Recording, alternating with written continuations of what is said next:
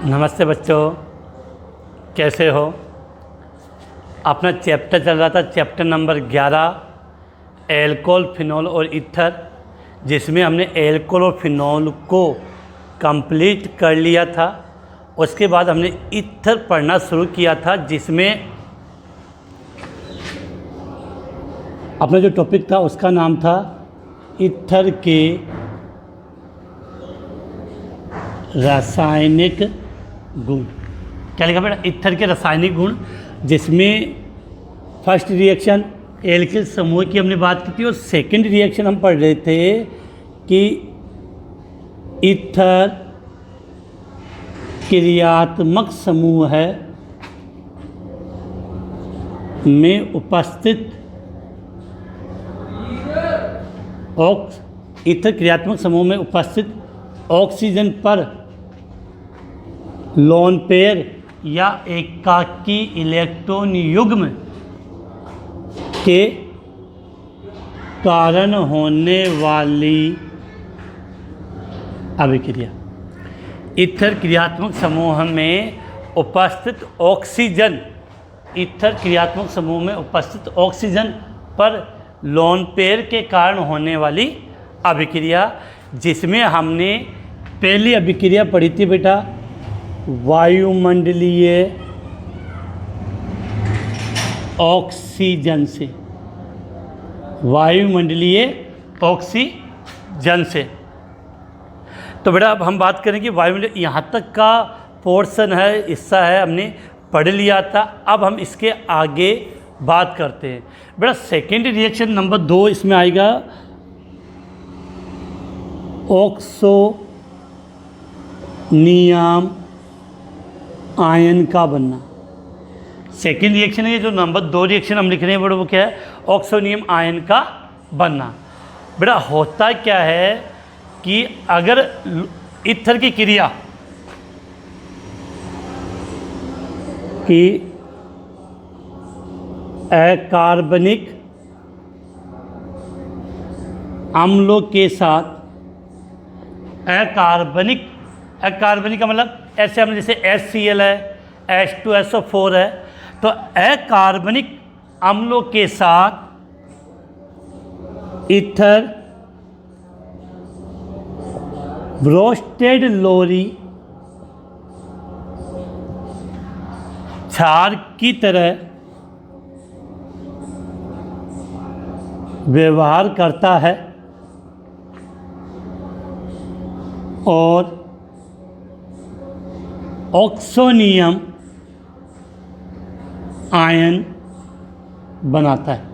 इसे रिपीट कर रहा हूँ कि यहाँ से आपको समझने लायक बात क्या वो देख रहे थे बेटा, कि जब अकार्बनिक अम्ल बेटा कौन से होते हैं? जैसे आपने लिख लिया HCl, H2SO4, HNO3,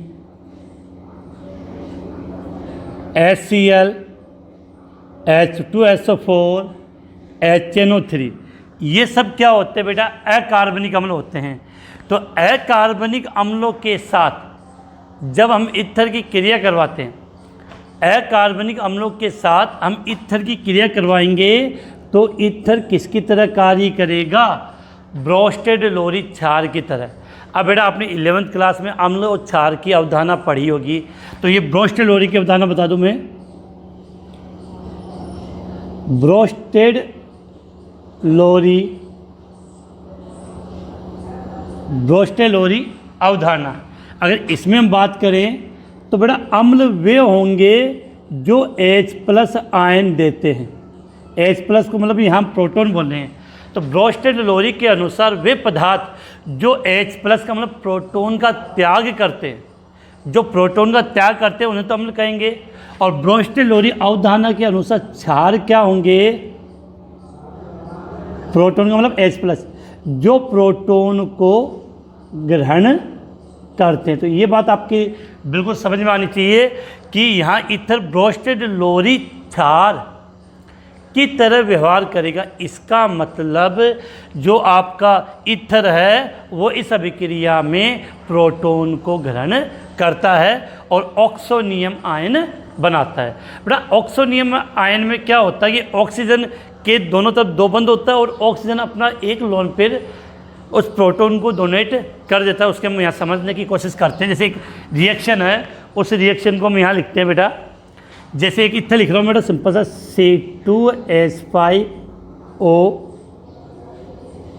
C2H5 हो गया, C2H5O C2H5 ईथर है। इस ईथर पर 2 क्या उपस्थित है बेटा, एकाकी इलेक्ट्रॉन युग्म या लोन पेयर।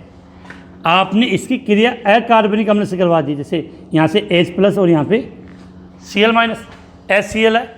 हाइड्रोक्लोरिक अम्ल कौन सा अम्ल बेटा, अकार्बनिक अम्ल।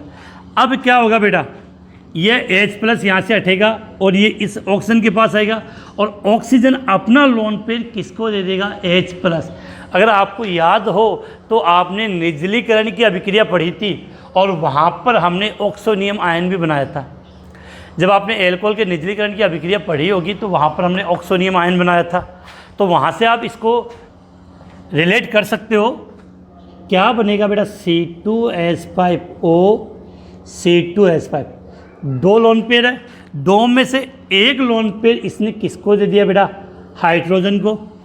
तो जैसे हाइड्रोजन को लोन पेयर देगा तो हाइड्रोजन ने इलेक्ट्रॉन ग्रहण कर लिया, तो ऑक्सीजन ने लोन पेयर डोनेट किया, इस कारण से इस पे किसका निशान आ जाएगा, प्लस का। तो मैं इस पूरे कंपाउंड पे किसका निशान दर्शा दिया, प्लस का। ये तो ऊपर रिप्रेजेंट कर दो, ये पूरे पे मैंने एक साथ रिप्रेजेंट कर दिया प्लस का। अब क्या बचा, Cl-, तो ये Cl- यहाँ जुड़ सकता है, Cl-। इस संरचना को बेटा हम बोलते हैं ऑक्सोनियम आयन। क्या बोलते हैं बेटा, ऑक्सोनियम आयन। तो इसका अगर आप नाम लिखना चाहो तो ये तो 2 बेटा हो गए आपके डाई एथिल, ये दोनों क्या हो गए, डाई एथिल। ये हो गए ऑक्सोनियम, ओ का मतलब हो गया ऑक्सोनियम, और इस कंडीशन को क्या नाम दिया, ऑक्सोनियम, और Cl का मतलब क्लोराइड। तो क्या नाम हो गया बेटा इसका, डाई एथिल ऑक्सोनियम क्लोराइड। तो यहाँ से आपको याद क्या रखना है कि अगर ईथर की क्रिया हमने अकार्बनिक अम्ल की से करवाई तो ईथर ब्रोस्टेड लोरी की तरह व्यवहार करेगा और वहाँ से एक प्रोटॉन को ग्रहण करेगा, और प्रोटॉन को ग्रहण करेगा तो ऑक्सोनियम आयन का निर्माण होगा। तो बेटा ये एग्जाम्पल समझे। एक एग्जाम्पल मैं आपको और समझाता हूँ। अब वो है H2SO4 के साथ अभिक्रिया करवा दें। तो बेटा इसका स्क्रीनशॉट ले लें, पहले इसका स्क्रीनशॉट ले लें, फिर हम आगे नेक्स्ट टॉपिक की तरफ बढ़ते हैं।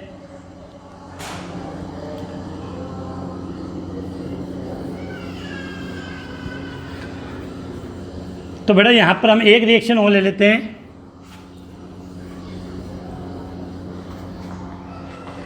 एक रिएक्शन और ले लेते हैं, वो ऐसे जैसे इसमें समझे C2H5O C2H5, ये 2 लोन पेयर। इसकी क्रिया बेटा मैंने किससे करवाई, H2SO4। ऐसे अम्ल अकार्बनिक जिनमें कार्बन नहीं होगा तो अकार्बनिक अम्ल H2SO4। अब बेटा देखो H2SO4 को आप कैसे लिख सकते हो,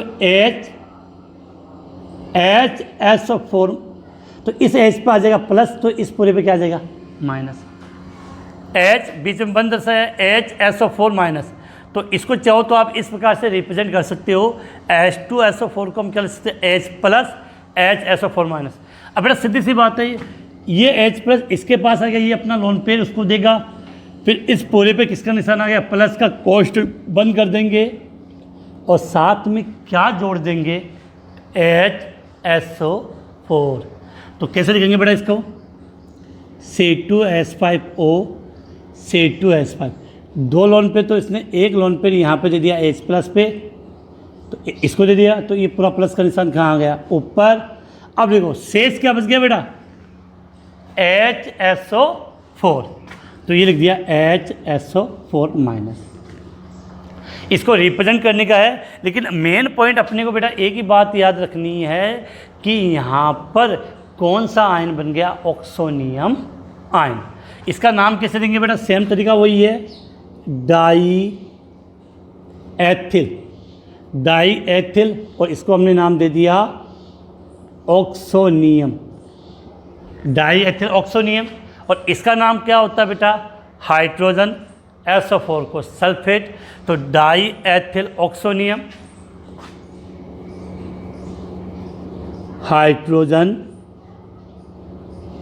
sulphate, die ethyl oxonium, hydrogen sulphate. तो ये कंडीशन आ गई। तो ये एक रिएक्शन थी। तो हमने कौन सी रिएक्शन पढ़ी है कि ऑक्स ईथर क्रियात्मक समूह में जो ऑक्सीजन है और उस ऑक्सीजन पर लोन पेयर के कारण होने वाली अभिक्रिया, जिसमें हमें याद रखना कि अगर ईथर की क्रिया हम अकार्बनिक अम्ल के साथ करवाएंगे तो क्या बनेगा? Oxonium ion. तो ये रिएक्शन होगी। इसके बाद बेटा अगर अगली रिएक्शन की अगर हम बात करें तो अगली अभिक्रिया करवाएंगे हम लुईस अम्ल के साथ। तो इसकी तीसरी रिएक्शन यहाँ पे लिख सकते हैं बेटा, लुईस अम्ल के साथ। अब बेटा बार बार आपने पढ़ा होगा कि एक शब्द आता है लुईस अम्ल और एक आता है लुईस क्षार। तो उसको यहीं क्लियर करता हूँ बेटा। देखो कि लुईस अम्ल का मतलब होता है ऐसे परमाणु या परमाणुओं का समूह है जिनका अष्टक क्या हो बेटा? अपूर्ण हो। ऐसे परमाणु या परमाणु का समूह जिनका अष्टक अपूर्ण हो। अपूर्ण होगा तो वो एकाकी इलेक्ट्रॉन युग्म को ग्रहण कर सकता है। जैसे example BF3AlCl3 BeCl2, boron trifluoride, aluminium trichloride BeCl2, ये सब किसके एग्जाम्पल? लुईस अम्ल के। अब हम बात करें बेटा लुईस क्षार के।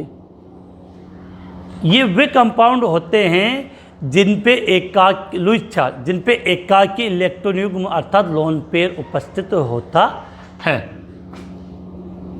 एकाकी इलेक्ट्रॉन युग्म उपस्थित हो, जैसे ईथर है। तो यहाँ आपको याद क्या रखना है? तो अपनी रिएक्शन कौन सी है? लुईस अम्ल के साथ। तो लुईस अम्ल के साथ जब ईथर की हम क्रिया करवाएंगे तो ईथर किसकी तरह व्यवहार करेगा? लुईस क्षार की तरह, और उपसहसंयोजक बंध का निर्माण करता है। क्योंकि लुईस अम्ल होगा वो एकाकी इलेक्ट्रॉन युग्म को ग्रहण करेगा, तो ईथर का जो लोन पेयर है, ईथर ऑक्सीजन पे जो लोन पेयर है वो उसको डोनेट करेगा। तो ईथर वहाँ किसकी तरह कार्य करेगा? लुईस क्षार की तरह व्यवहार करता है। तो यहाँ से आपको दो बातें याद होनी चाहिए, लुईस अम्ल और लुईस क्षार। तो इसको हम इस प्रकार से लिख सकते हैं कि ईथर लुईस अम्ल के साथ, ईथर लुईस अम्ल के साथ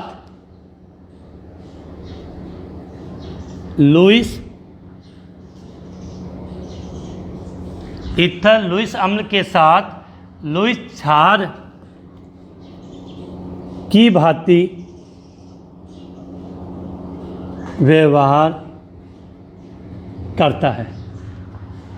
लुईस जो ईथर है वो लुईस अम्ल के साथ लुईस क्षार की भांति व्यवहार करता है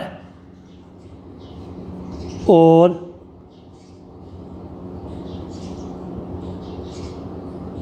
उपसहसंयोजक बंध का निर्माण करता है। जैसे एग्जाम्पल समझते बेटा, जैसे मैंने एक रिएक्शन लिखी यहाँ पे C2H5 C2H5O C2H5 C2H5O C2H5 कितने लोन पेयर बेटा? 2 लोन पेयर। क्रिया करवाएंगे लुईस अम्ल से। तो बेटा लुईस अम्ल के रूप में हमने यहाँ क्या ले लिया? BF3 boron trifluoride. लुईस अम्ल के रूप में बोरोन ट्राइफ्लोराइड। देखो बेटा बोरोन के बाहरी कोश में इलेक्ट्रॉन कितने होते? 3, और 3 इससे ऐप जुड़े हैं तो कुल इलेक्ट्रॉन कितने हो गए? 6। अष्टक पूर्ण करने के लिए इसको 2 इलेक्ट्रॉन चाहिए, और 2 का मतलब आप जानते हो 1 लोन पेयर होता है, और यहाँ इस ऑक्सीजन के पास लोन पेयर है या नहीं है, तो ये अपना लोन पेयर इसको डोनेट कर देता है। तो इस कारण से ये लुईस क्षार हो गया और इसने एकाकी इलेक्ट्रॉन को ग्रहण कर लिया, इसलिए ये लुईस अम्ल कहलाया। अब देखो बेटा C2H5O C2H5 ईथर को बेटा मैंने इस प्रकार से रिप्रेजेंट कर दिया, कोई अंतर नहीं, इसको चाहे ऐसे लिखो या इस दोनों जिस प्रकार से हम लिखना चाहे लिख सकते हैं। अब देखो एक लोन पेयर ये रहा और दूसरा लोन पेयर ये रहा, जैसे ही BF3 इसके पास में आया, इस ऑक्सीजन ने अपना एक लोन पेयर किसको दे दिया, BF3 को, और ये जो बंध बन गया, इस बंध को हम क्या बोलते हैं बेटा, उपसह संयोजक बंध। ये जो बंध का निर्माण हुआ है, इस बंध को हम क्या बोलते हैं, उपसह संयोजक बंध। तो यहाँ से आपको याद रखना है कि यदि ईथर की क्रिया अगर हम लुईस अम्ल के साथ करेंगे तो उपसह संयोजक बंध का निर्माण होता है, क्योंकि वहाँ ईथर लुईस क्षार की भांति व्यवहार करता है और अपना एकाकी इलेक्ट्रॉन युग्म डोनेट कर देता है। तो बेटा इसको नोट कर लें, इसका स्क्रीनशॉट ले लें, फिर हम अगले टॉपिक की तरफ बढ़ते हैं। फिर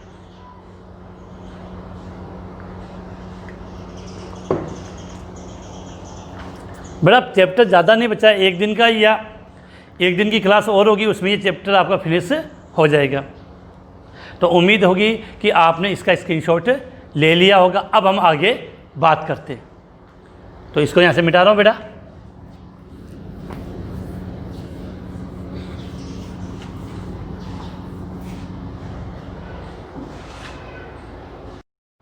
अब बेटा बात करें नेक्स्ट अभिक्रिया का जो प्रकार है वो बेटा वो इस प्रकार से आएगा। थर्ड नंबर पे CO बंध विदलन के कारण होने वाली अभिक्रिया। अब बेटा हम इनमें तो बेटा अब हम इसमें क्या करेंगे, CO मतलब कार्बन और ईथर व क्रियात्मक समूह जो ऑक्सीजन है उसके मध्य का बंध टूटेगा, तो CO बंध विदलन के कारण होने वाली अभिक्रिया पढ़ेंगे। तो बेटा इसमें सबसे पहली अभिक्रिया है आपकी हाइड्रोजन हैलाइड के साथ। सबसे पहले अभिक्रिया कौन सी बेटा, हाइड्रोजन हैलाइड के साथ। तो बेटा हाइड्रोजन हैलाइड को आप क्या लिखते हो, HX के साथ।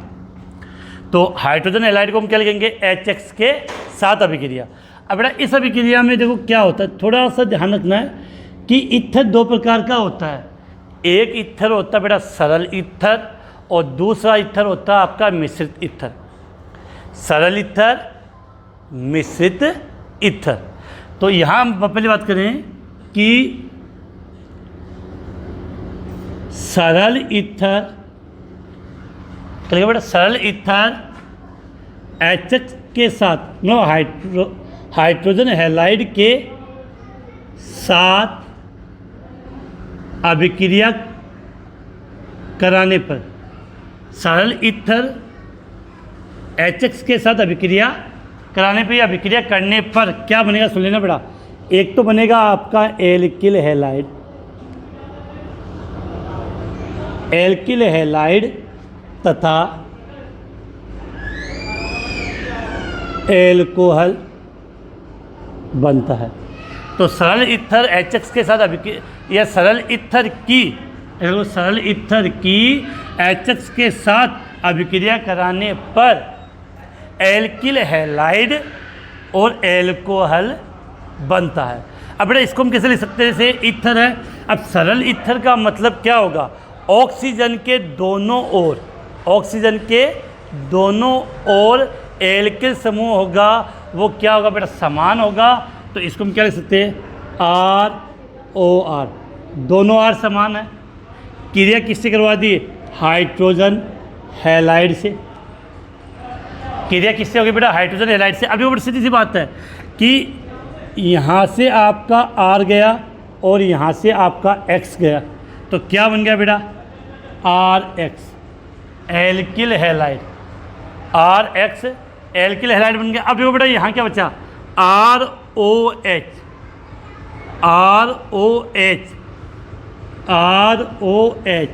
तो ये तो बन गया, क्या नाम है बेटा इसका, एल्किल हैलाइड, और ये बन जाएगा बेटा आपका एल्कोहल।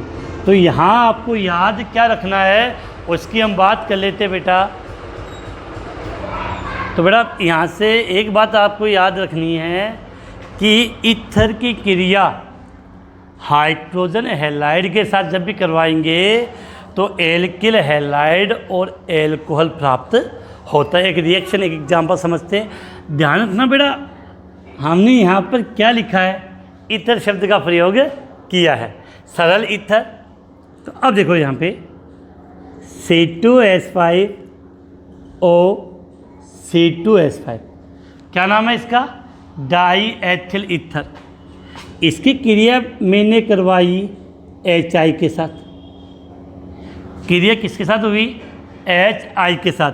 तो देखो हुआ क्या, यहाँ से C2H5 और I बाहर चला गया, C2H5 I बाहर चला गया, और यहाँ C2H5OH बाहर चला जाएगा। तो यहाँ क्या होगा, C2H5I प्लस C2H5OH। तो इसका नाम तो हमने क्या लिख दिया, एथिल आयोडाइड, और इसका नाम क्या लिख दिया मैंने, एथिल एल्कोहल। तो यहाँ उम्मीद है कि आप सभी को ये रिएक्शन समझ में आ गई होगी कि डाई एथिल ईथर की क्रिया मैंने जब हाइड्रोजन आयोडाइड से करवाई तो क्या बन गया, ethyl iodide plus ethyl alcohol. तो ये थी हाइड्रोजन हैलाइड के साथ इसकी अभिक्रिया। अब यहाँ एक विशेष बात मैं आपको बता दूं कि यदि इस अभिक्रिया में आपने HI आधिक्य में ले लिया है, यदि इस अभिक्रिया में आपने HI आधिक्य में लिया है तो आपका अंतिम उत्पाद सदैव एल्किल हैलाइड बनेगा, एल्किल हैलाइड। अर्थात उसमें अगर एल्कोहल बनेगा तो भी वो एल्किल हैलाइड में परिवर्तित हो जाता है। फिर से रिपीट कर रहा हूँ कि इस अभिक्रिया में क्या होगा कि यदि आपका अंतिम उत्पाद सदैव एल्किल हैलाइड बनेगा। एक एग्जाम्पल में समझाने की कोशिश करता हूँ। देखो आप पहले इसका स्क्रीनशॉट ले लें, उसके बाद हम इसमें आगे बात करते हैं।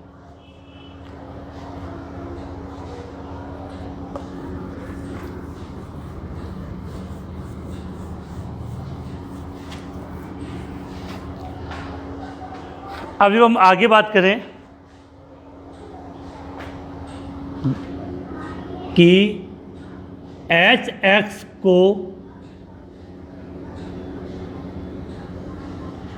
आधिक्य में लेने पर, HX को आधिक्य में लेने पर अंतिम उत्पाद, HX को आधिक्य में लेने पर अंतिम उत्पाद एल्किल, अंतिम उत्पाद एल्किल हैलाइड बनता है, अंतिम उत्पाद एल्किल हैलाइड बनता है। अब देखो कि हम यहाँ लिया मैंने ईथर के रूप में C2H5OHO C2H5, क्रिया मैंने करवाई HI के साथ। लेकिन अब बेटा अंतर क्या है कि यहाँ पर मैंने HI को क्या लिया है, आधिक्य में लिया है। यहाँ पर मैंने HI को क्या लिया, आधिक्य में लिया। अब देखो फर्स्ट बार रिएक्शन तो वैसे ही होगी कि यहाँ से C2H5 और यहाँ से I और C2H5OH एल्कोहल बन गया।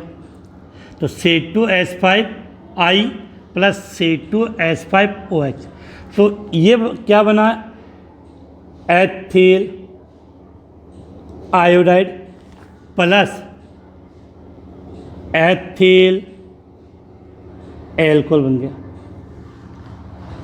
अब क्या होगा कि इस अभिक्रिया में आपका HI आधिक्य में है। आधिक्य का मतलब बेटा बहुत ज़्यादा मात्रा में है, तो वो इस एथिल एल्कोहल के साथ, तो वह इस एथिल एल्कोहल के साथ पुनः क्रिया कर लेगा और आपका एथिल आयोडाइड बनाएगा। तो याद रखना कि जब आपने HI आधिक्य में लिया है तो ये जो HI है वो एथिल एल्कोहल के साथ फिर से क्रिया करेगा। तो इस रिएक्शन को वापस कैसे रिप्रेजेंट करेंगे? C2H5OH। क्या लिखा? C2H5OH plus HI। तो यहाँ से क्या बाहर गया? जल का अणु। क्या बाहर निकल गया? जल का अणु। और I को यहाँ जोड़ दो तो क्या बनेगा?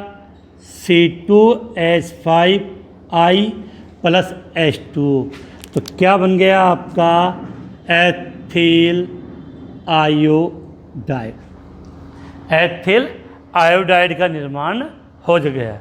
अब इस रिएक्शन को ये तो 2 स्टेप में लिखिए। अब इस रिएक्शन को हम एक साथ करने की कोशिश करते हैं कि जब C2H5 जब हम लेंगे डाइएथिल ईथर लिया और इसकी क्रिया मैंने किससे के साथ करवाई? HI आधिक्य के साथ। तो मैंने पहले ही यहाँ पे इसके कितने अणु शो कर दिए? 2। तो अब 2 अणु का मतलब यहाँ से O और यहाँ से 2H, क्या बात चला गया? 2H2। यहाँ से O और यहाँ से 2H, तो एक जल का अणु यहाँ से क्या हो गया? बाहर चला गया। अब देखो यहाँ पर I कितने हैं? 2 I है। I कितने? 2। तो एक I इसके साथ जुड़ जाएगा और दूसरा I इसके साथ जुड़ जाएगा। तो क्या बन जाएगा? C2H5I ethyl iodide. तो ये दोनों रिएक्शन को आप चाहो तो आप यहाँ एक साथ इस प्रकार से लिख सकते हो। लेकिन ये कंडीशन आपको विशेष याद रखनी है कि जब HX को हम आधिक्य में लेते हैं तो अंतिम उत्पाद आपका क्या बनेगा? अंतिम उत्पाद आपका क्या बनेगा? अंतिम उत्पाद सदैव अपना एल्किल हैलाइड बनेगा। हाँ, अगर आधिक्य में नहीं है तो एल्कोहल प्लस एल्किल हैलाइड दोनों का निर्माण होता है। तो इसको आप जल्दी से इसका आप स्क्रीनशॉट ले लें, फिर हम आगे बात करें।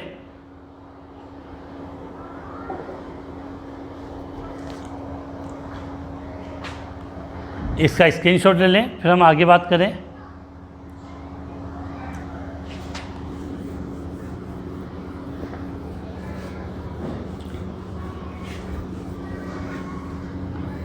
अब बेटा बात करते हैं कि अब इसमें यहाँ तो हमने बात की थी सरल ईथर की।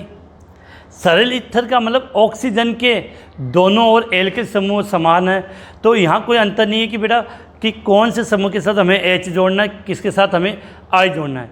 लेकिन जब ईथर मिश्रित हो, मिश्रित का मतलब ऑक्सीजन के दोनों ओर जो एल्किल समूह है वो अलग अलग है, तब प्रॉब्लम आती है कि H किसके साथ जुड़ेगा और I किसके साथ जुड़ेगा। और यहाँ से क्वेश्चन भी अच्छा बनता है, जिसकी बात हम अपने नेक्स्ट वीडियो में करेंगे। तो आज की क्लास में इसी के साथ समाप्त कर रहा हूँ।